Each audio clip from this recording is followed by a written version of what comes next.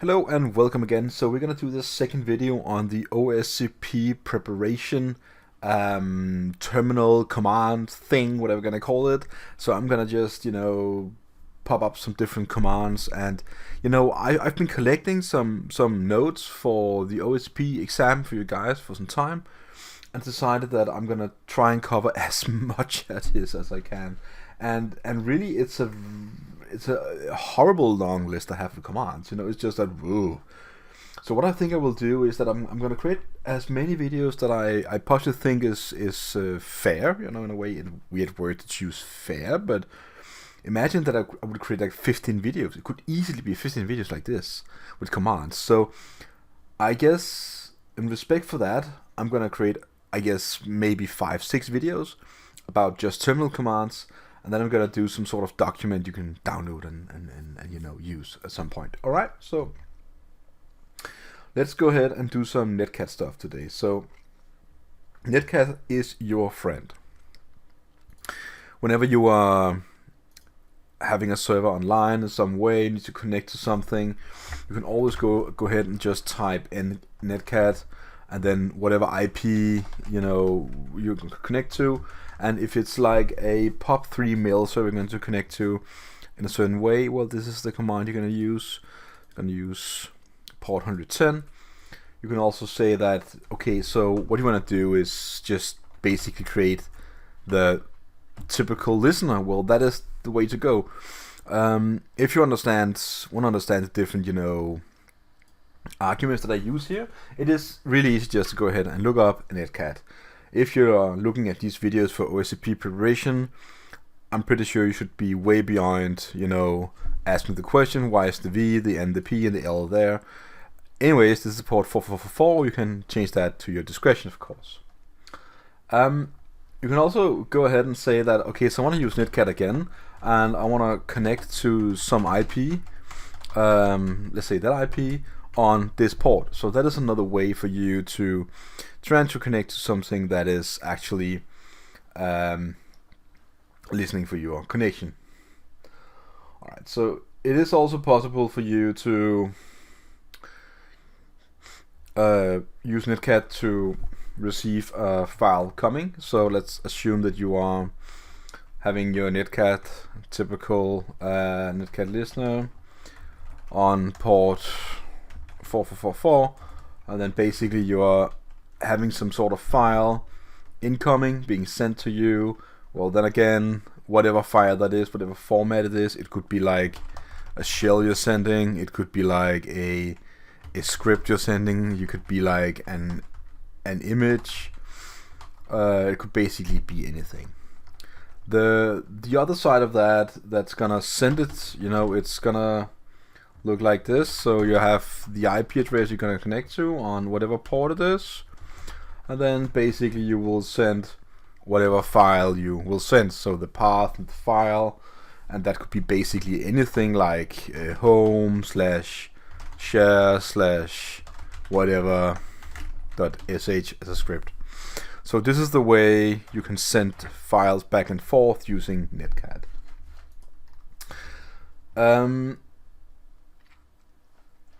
If you have access to Windows and stuff like that, there's a possibility you can go ahead and run Netcat as an exe file, and that's gonna be the typical commands one more time. This is gonna be a reverse shell, so it's a possibility you can do something like this, and then whenever you are connecting to it, you will get the shell going. That is another command you can use. Now, I am not the biggest fan of Windows stuff at the moment. I will grow with it. At some point, I'm going to do more Windows stuff. I know I'm very Linux oriented, and I'm probably going to be that for a long time, because I really like pen testing. I really like doing offensive stuff, but I must admit I like it more on Linux than Windows, which is why I usually do not do it. So. Also, something that is very interesting is that if you have some service running and you need to grab the banner, what you usually do is connect to it, using Netcat. So that is also another way. But most of you guys already use Nmap, and Netcat is more like a flat client in a way, so it doesn't really have any preferences. It's just gonna communicate with you in clear text. So that's really gonna be it. Apart from that, I'm not really sure what more to say about Netcat. I usually use Netcat when I do some listener just like that, and that's 95% of the use cases I've been using Netcat. But I'm pretty sure that on some sort of room or challenge on the OSCP certification, there's going to be a possible need or use for any of one of the commands that I maybe suggested. I have some notes for Wireshark as well, but I'm not really sure I'm gonna go into Wireshark that much, because I think Wireshark is a whole video for itself. I did create some, reverse malware trace videos recently, and I think I'm gonna go ahead and do some more videos about that in the near future. So for now, I might just add the Wireshark videos to the OSCP preparation, but I'm not really sure I'm going to do that because it is not minded that way. So yeah. Alright, so talking about Nmap, there's various different scans you can do, and I think I'm gonna, just from the, you should definitely go ahead and read about the TCP protocol. It's a really good idea. In Nmap, there's a scan called Stealth Scan, which is initiated by the SS, and then some IP, right? Stealth Scan is usually commonly known as the SYN scan, which is the way you're sending the SYN packet, but never really closing the connection. And I guess some would call it half-open scans in a way, but yeah, it is a SYN scan, and it can be used to do you can do something called SYN flooding, which is basically the reverse of a scanning. It is more like I want to try to shut down your service by opening a lot of connection on your machines by doing a SYN flood. So you're trying to open connections with a SYN packet.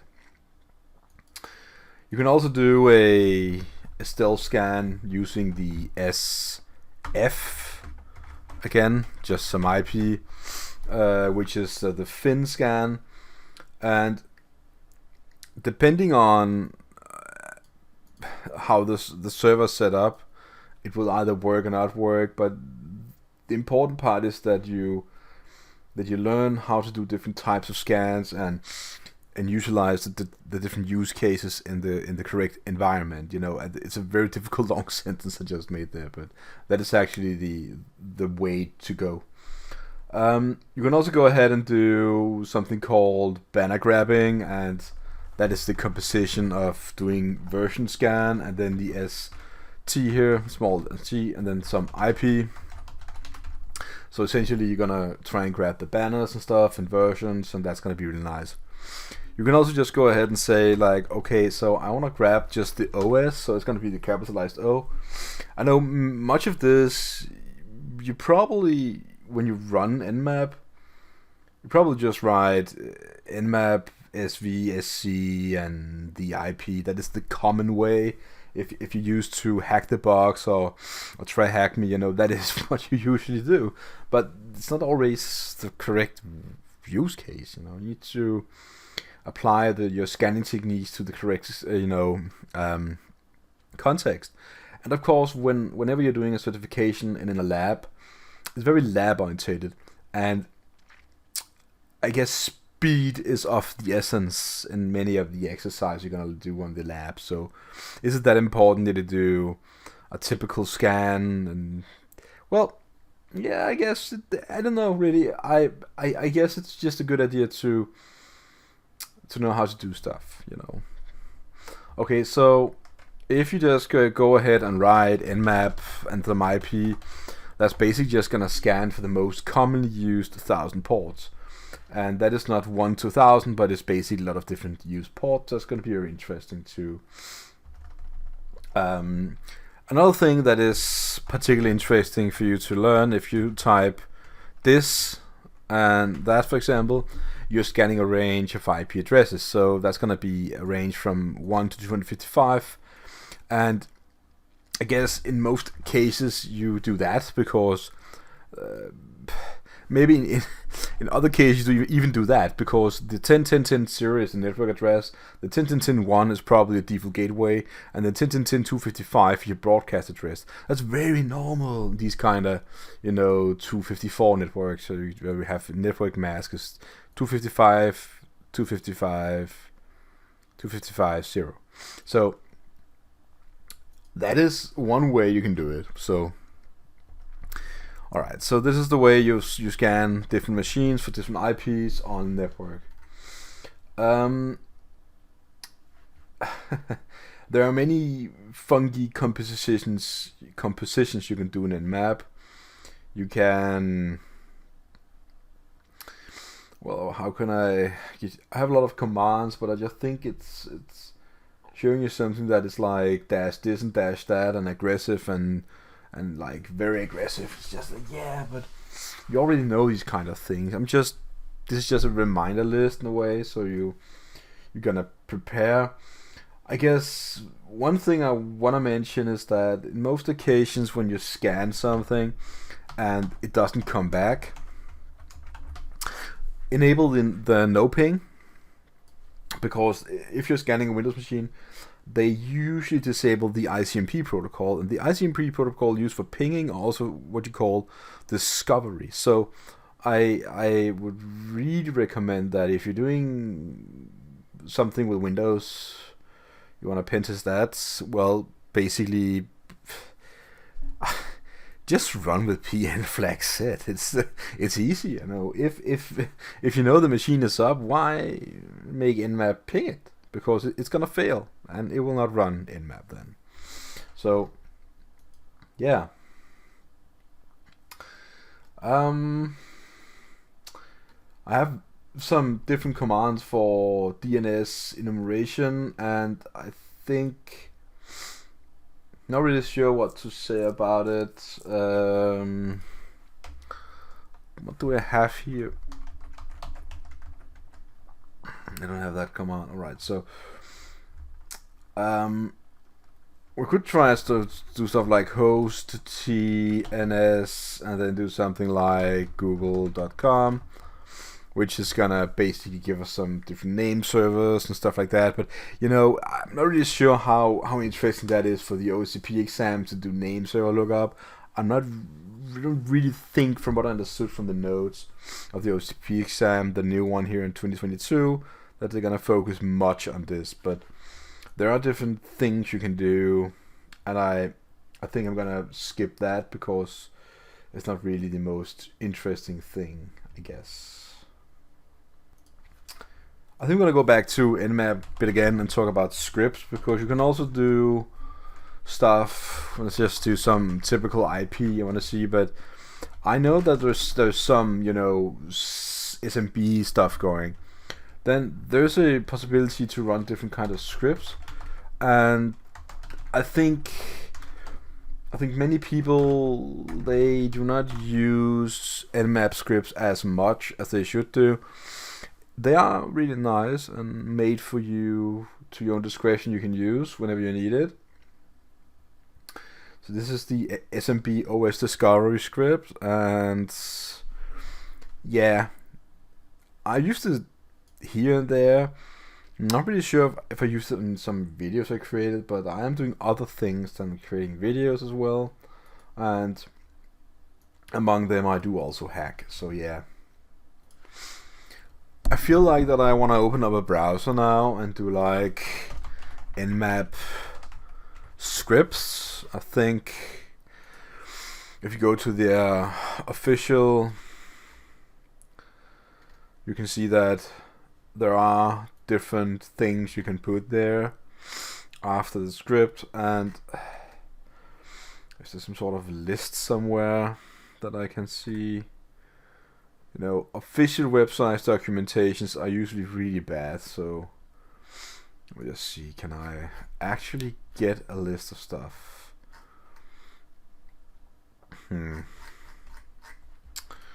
What if I type list afterwards? The Nmap NSE library. Alright, so yeah, it's definitely worth looking for different things. Let me see, do we have the SMB here? Yeah, so there are many different ways, and basically scripts are, you can go ahead and just, you know, take this website here and say the category.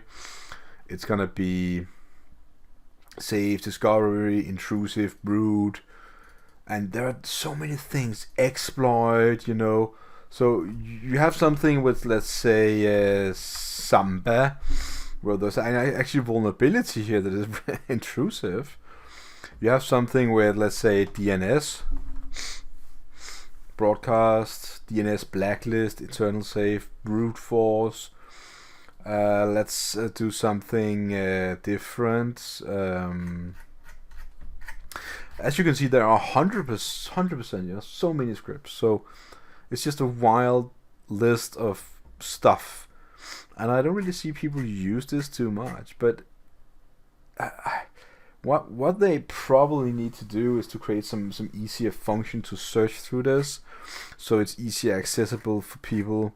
That you do not have to be like a professional times 100 before you, oh no, I know it now, because that is typically what I see.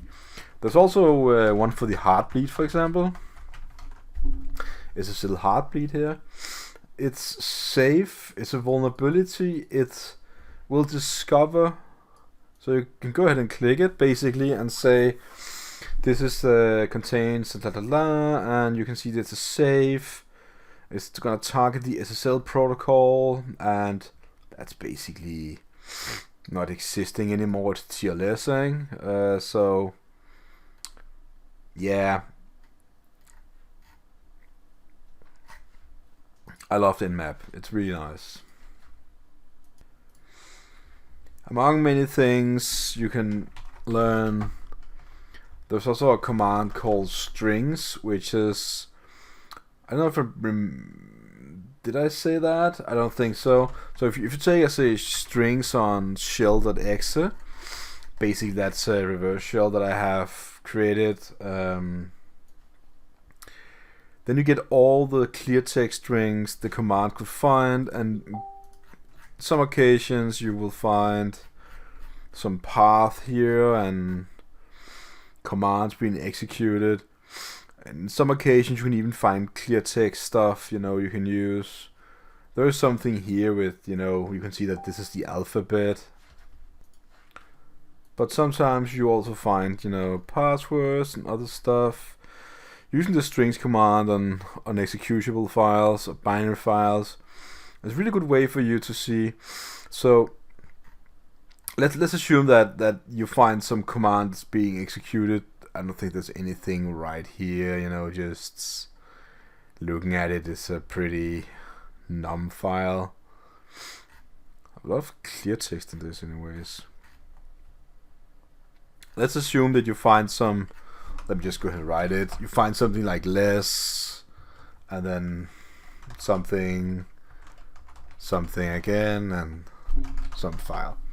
If you find that in strings, for example, and you only see the word less, there's a slight possibility that you can misuse that for some sort of exploit. And well, I would definitely say that you can do some path rewrite, and then if you can execute that file, that binary file, as another user, if it got the SUID flag set, if it's a permission 4000, right?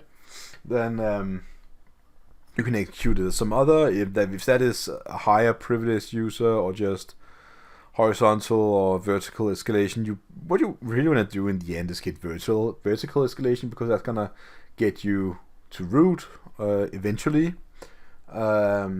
hopefully closer. And where the horizontal escalations are more like you find some different users, and sometimes they got some different kind of access. that you can misuse, which is also really nice for you to further try and get this vertical escalation. So what you're basically going to do here is just create another binary file like called less and place that in the temp folder, for example.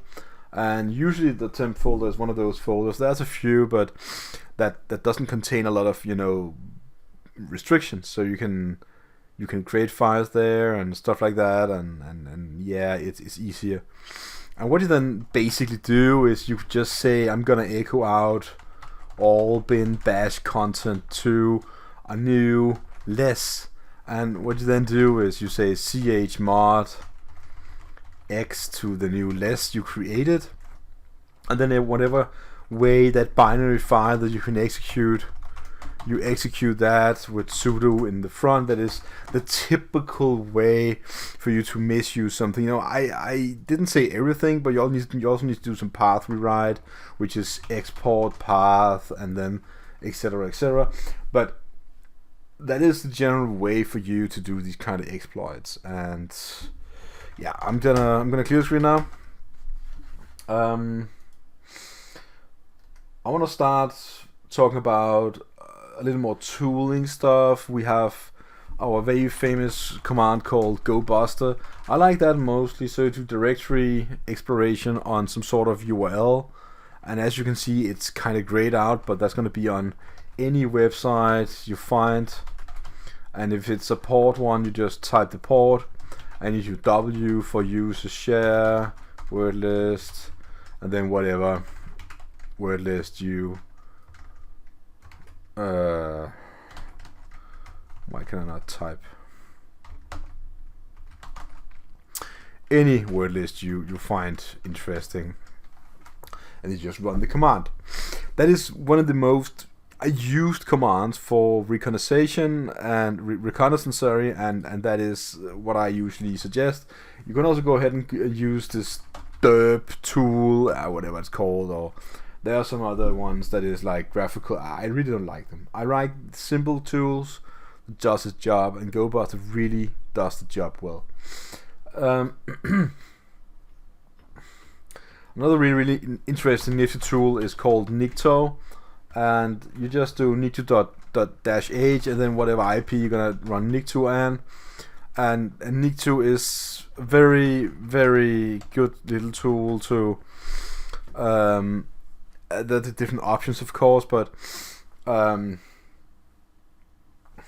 it got like a few thousand what's it called, misconfigurations and stuff. It's got a scan for, and it's a really good tool. Just run the start while you do Nmap, you do GoBuster, you do Nicto, you do visiting the website, you right click and view source, all these kind of normal things whenever you're doing active reconnaissance, and you're actually allowed to knock on the door on these OSCP exams. So that's gonna be a really good tool for you. Now the thing is, people sometimes ask me, what about all these famous CMSs? Like, yeah, I know there is like VP scan, and you can see that I've been there before, where I'm going to do a password attack. This is a brute force typical attack you have here that I did in the past on some room. I don't really remember which room it was, but it was some tracking room, I think it was. There are also other scans. I think it's called Jum. I don't think I have it installed. So sudo apt get install Jumscan. Yeah. So you can go ahead and get that. So Jumscan is the one for Joomla, and there are different kind of software stuff you can download for different CMSs that you can try and scan. I would say in most occasions the CMS systems are usually pretty safe. It is more or less the third-party plugins, modules, whatever I'm gonna call them, that's going to be vulnerable. But yeah, you will find out.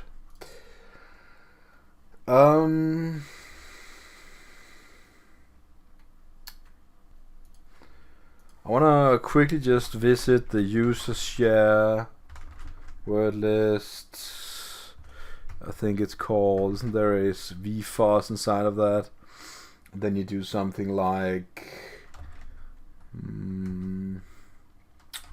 general Megabeast, and then let's take the head of that. Okay, so if, for example, you want to do some fuzzing, there's a possibility you can use something called wFOSS, which is a really good tool for you to use. I'm